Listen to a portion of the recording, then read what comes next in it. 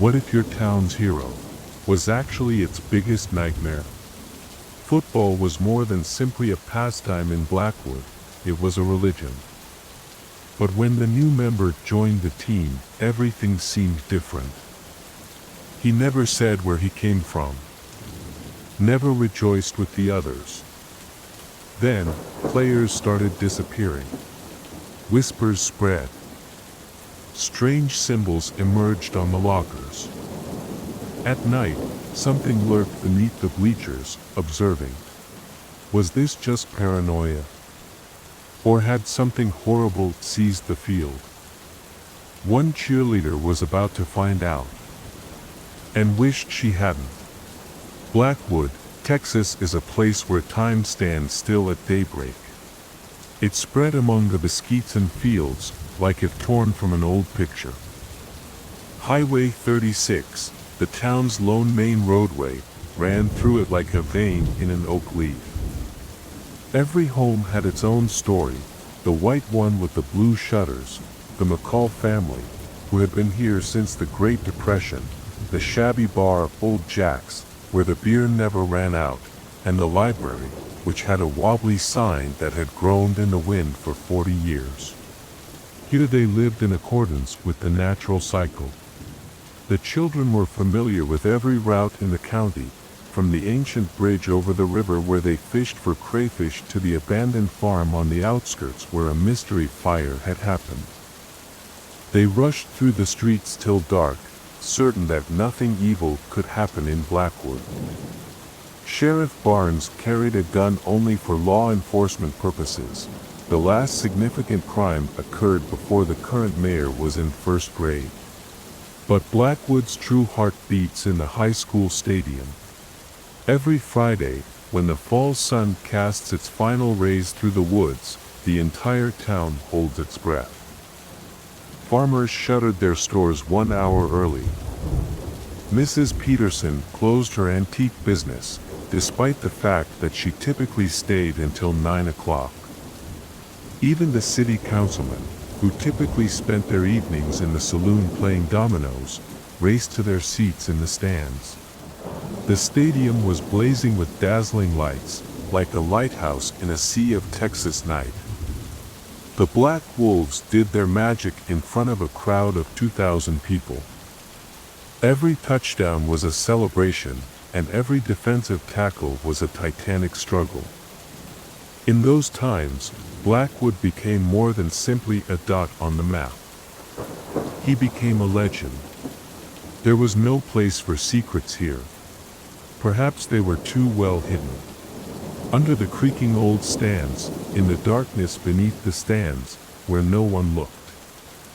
In the vacuous eyes of the team's new player who never revealed his origins. In the black SUV with tinted windows, which occasionally arrived near the stadium at night. Blackwood was an ideal town. But ideal communities, as they say, excel at concealing their dark secrets. The Black Wolves added a new player, Jacob Reynolds, at the start of the season. He sprung into the team's customary rhythm like an autumn breeze into the freezing air before the game. Tall and athletic, he glided on the field with the elegance of a Texas coyote crossing the grasslands. Jacob's magnetism was irresistible. When he smiled, the females in the stands were ecstatic, and the lads in his class grimaced, perceiving his innate superiority.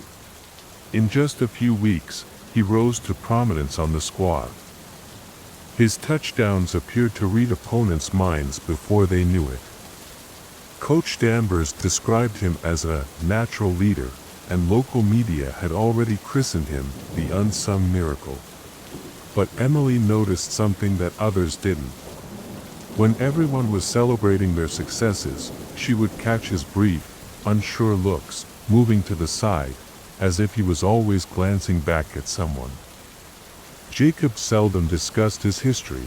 When asked where he came from, he would merely shrug his shoulders or jest, hell, judging by the training. Then there came the day following training. Emily, who had lingered over a forgotten garment, noticed Jacob standing near the parking lot as the sun began to drop. He was speaking with two males she had never seen before. One was towering, with a stone-carved face and black spectacles that caught the final rays of the sunset. The other was stocky, with broad shoulders, and carrying a huge gym bag that appeared excessively hefty for typical equipment. Their talk appeared strained. The man with the glasses muttered something forcefully, and Jacob immediately stooped down as if he had been struck. Emily unintentionally moved a step closer to get a better look, and all three of them immediately froze. A black SUV with tinted windows was parked a few meters away. The strangers hurriedly hopped inside it, and before the doors could close, the car accelerated away, leaving a cloud of dust in its wake. Jacob turned to her, his face pallid, and Emily noticed something in his eyes that she had never seen in this confident young man. "It's just old friends," he mumbled, swallowing hard. "Don't pay any attention." But his voice quivered. And as he raced away, leaving Emily in the center of the desolate parking lot, she realized something was amiss.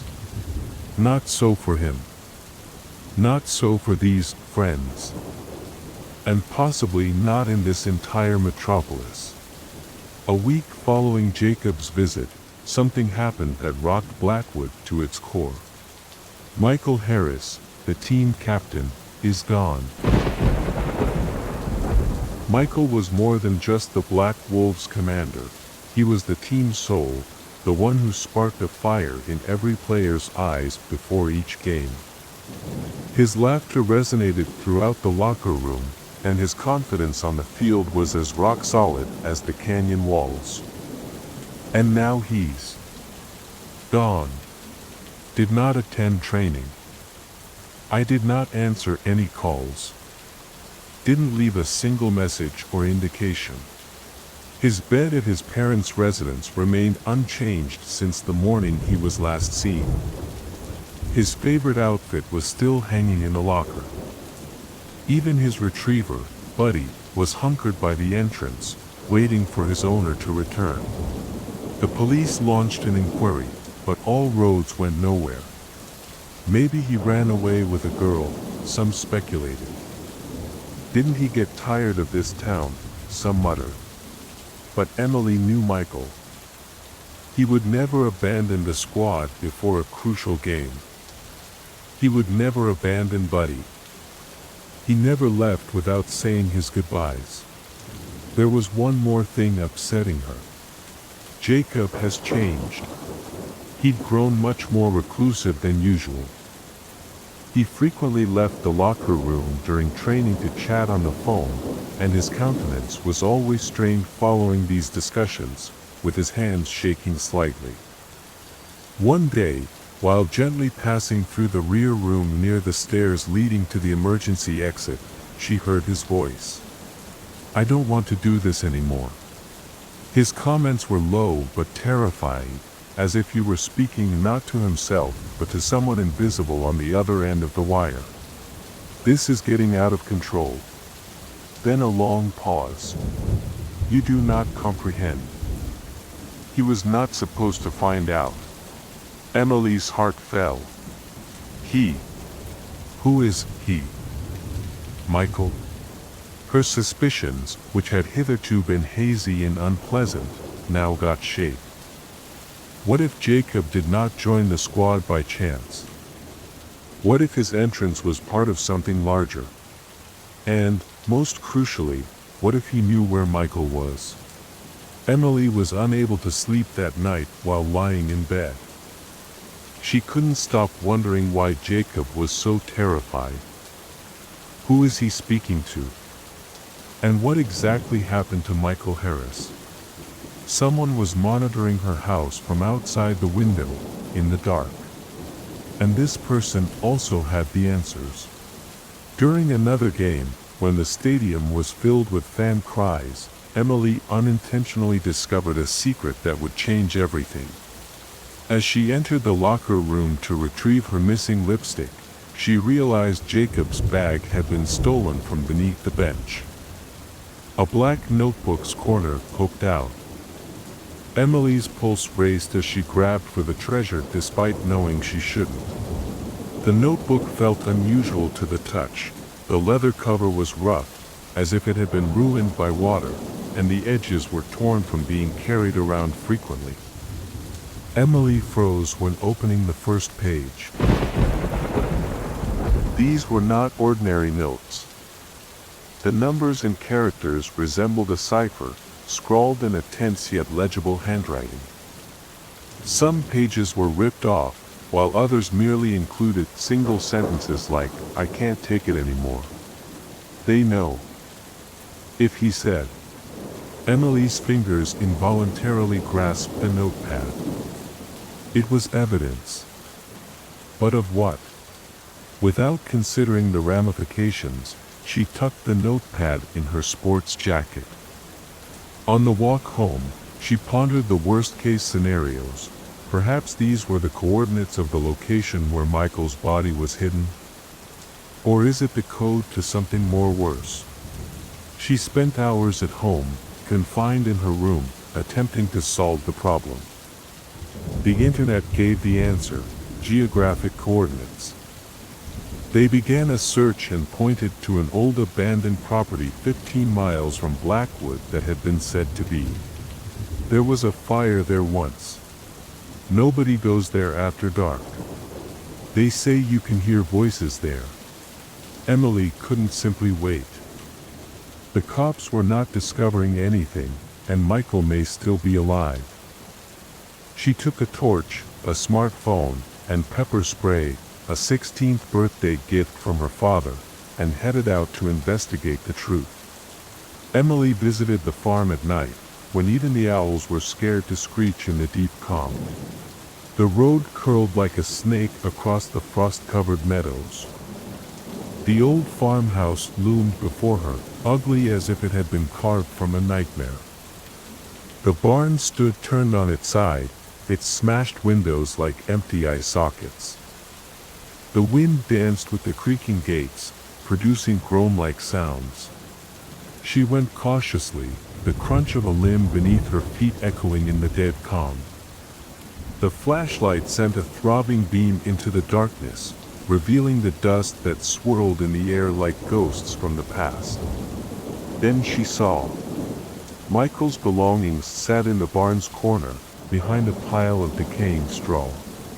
Its form is now dusty and tattered, as if someone attempted to break it apart. Phone screen is damaged, as if it was hurled against a wall.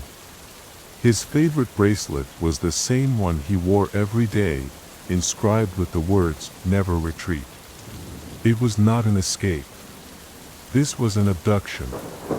Suddenly, there are footsteps. Solid. Deliberate. Somebody was approaching. Emily dashed behind the boxes, her heart beating so fast that her ears rang. She grabbed the pepper spray in her palm, bracing for the worst. The barn door creaked. Jacob entered. He looked dreadful, with sunken eyes and dirt-covered clothing.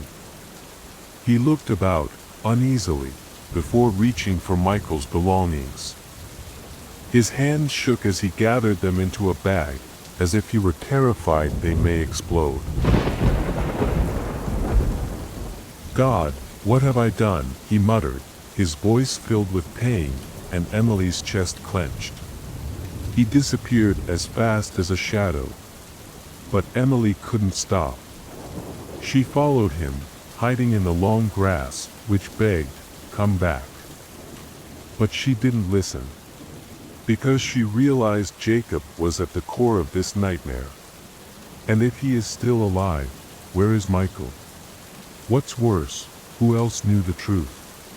Darkness covered them both as she followed him to a black SUV parked in the shade of the trees. The game was only beginning. Emily followed Jacob into the night's tight quiet, when the air seemed thick with impending dread. Jacob's black SUV moved slowly through the neighborhood, as if he, too, was attempting to escape attention. She maintained her distance, her hands holding the steering wheel hard and her gaze locked on the red lights on his license plate. Composition. It appeared before her like a ghost from the past, a vast concrete box that had previously served as the heart of the local industry. Now it was only broken windows with dark holes that resembled a monster's eyes. Walls, coated with cruel graffiti stains, bright with the hues of curses and oblivion. The door, suspended on a single loop, groaned in the wind, as if mocking her anxiety. Emily parked 3 streets away, turned off the engine, and remained in darkness. She took out her flashlight and smartphone, just in case. The pepper spray was in her jacket pocket. First steps. Every crunch underfoot was like a deafening gunshot in the eerie calm. It accelerated as Jacob disappeared inside, following him like a shadow. Heart. It pounded like it wanted to rip her chest apart. But she kept going. If not her, then who? Michael may be someplace in that black abyss. The truth was more essential than fear. She approached the door and glanced inside. Inside the warehouse, the air was dense with the scent of ancient wood, rust, and something else, something pleasantly foul that made the stomach tighten. The feeble light of the street lamp, which filtered through the cobwebbed windows, cut through the darkness in wobbly, weak beams. It lit the dust, which swirled lazily in the air like ghosts from the past. Emily leaned herself against the wall, feeling the hard concrete scratch her back. She proceeded gently, step by step, listening for every rustling and groan in the ancient wood beneath her boots. Voices. They resonated from the depths of the warehouse, muted yet deafening. Are you sure no one was following you? A low voice bellowed. No one, Jacob said, but there was an untruth in his tone. Emily got closer, hiding between old wooden boxes that smelled like damp pulp. She looked into the gap between the pallets, and froze. 3 persons stood there, surrounded by weak lights. Jacob seemed strained, with heavy bags under his eyes, as if he hadn't slept in days. The first man was tall, with close-cropped hair that shone in the light and a severe scar on his cheek that appeared to be an attempt to gouge out his eye. Second, short but broad-shouldered, with arms like oak branches. His eyes were cold and vacant, as if he was looking through them rather than at them. The deal is simple, the tall guy said, stroking the scar as if it were a ceremony. You continue to perform your role, and we promise that everything will happen as planned. The money will be yours. But if someone asks too many questions. He did not continue, but his tone conveyed a menace. Emily caught her breath and felt a chilly sweat run down her spine. Her heart was racing so rapidly that she feared someone would hear it. She understood everything. Jacob was only a puppet in this nasty game. But what occurred next flipped her life upside down. Another figure emerged from the shadows, stepping softly, as if he knew every fracture in the floor. Brian. Michael's best buddy. His brother in arms. When Michael got hurt a week ago, he knelt on the field and begged him to stay strong. The one who swore his allegiance to the squad. Now he stood in this filthy storage room, staring blankly at his buddies, unable to identify them. How could you? Emily muttered, grasping her temples as if to drive the vision out of her mind. Brian merely nodded at the tall guy, as if reporting. Everything is under control, he continued, his voice robotic, like a memorized sentence. It was not Brian. That was his shadow. Emily felt the earth under her world crumble. Brian had deceived Michael, betrayed them all. The most horrifying thing she noticed was that he had no sorrow in his eyes. Only nothingness. There's also fear. As deep as Jacob's. What if he couldn't get out either? What if he was also forced? All four of them departed. After a little delay, Emily dashed to her car and sped away from this dreadful spot. Questions raced through her mind, but the time for thought was past. Now it all felt like a joke. Brian had deceived not only Michael but the whole squad. Emily realized she needed to act soon. She meticulously documented all of the evidence, including warehouse images, Jacob's notebook entries, and farm locations.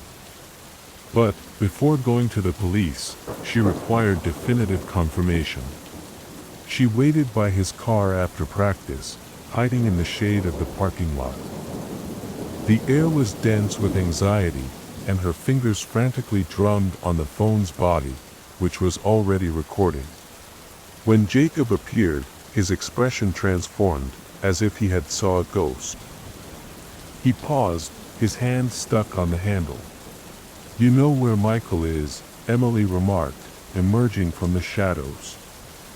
She looked him directly in the eyes, not allowing him to look away. "You know Brian deceived him. Tell the truth, Jacob." "I won't go till I find out." Silence.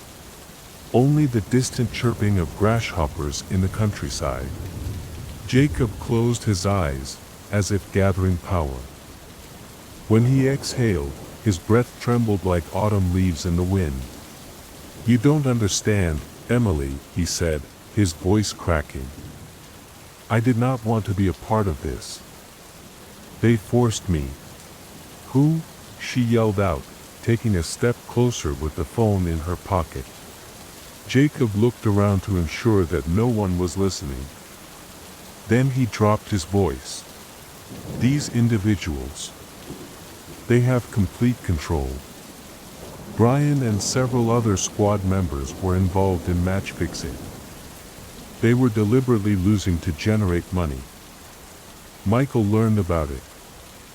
He intended to inform the coach, but... He paused, rubbing a scar on his palm with his finger, a reminder of an earlier injury. He was kidnapped to silence the truth. Emily felt her body go frigid. "And you?" she whispered. "Why are you with them?" Jacob grinned cruelly, and in that instant, he appeared years older. "I got recruited. They threatened to harm my family if I did not cooperate." He glanced up at her, and the gulf of agony in their eyes caused Emily to back away. "I couldn't take that chance, Emily. I'm not furious, I'm simply stuck." She peered at him, examining his face for indications of deception. But there was just sincerity there, shattered, tired, but genuine. He was not the villain. He was another victim. Like Michael. Like, perhaps even Brian. "Where is he now?" she said, her tone stronger than she had anticipated. Jacob shakes his head. "I'm not sure. But I can help you find him." He extended out his hand. And in that moment, his eyes were filled with resolve rather than fear. Emily recognized that the time for introspection was past. She painstakingly gathered all of the evidence, as if preparing for the ultimate battle. Conversation records from the phone show Brian threatening Jacob. Photos from the warehouse show blurred but plainly discernible faces of offenders.